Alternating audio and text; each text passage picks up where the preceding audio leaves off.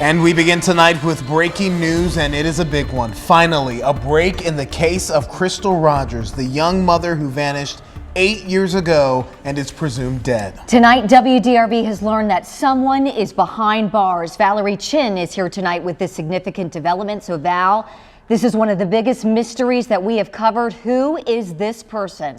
Here's what we know so far. His name is Joseph Lawson. He's a 32-year-old Bardstown resident. He's now charged with conspiracy to commit murder and complicity to tampering with evidence in the Crystal Rogers case. And investigators don't think he acted alone.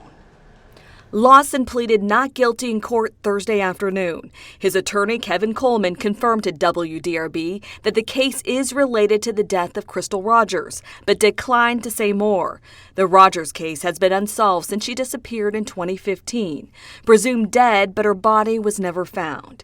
The indictment, which does not mention Rogers by name, says the crime was committed in Nelson County on July 3rd and/or 4th, 2015.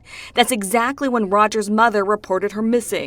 Lawson is not charged with Rogers' murder, but prosecutors instead charged him with the lesser offense of conspiracy, meaning they believe he was involved in some way with whomever killed Rogers.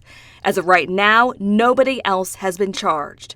Brooks Houck, Rogers' boyfriend, was named a suspect just months after she disappeared, but he was never charged. The FBI took over the investigation into Rogers' disappearance 2 years ago. Since then, the agency has executed several search warrants, many of them on properties that Houck's own in Bardstown.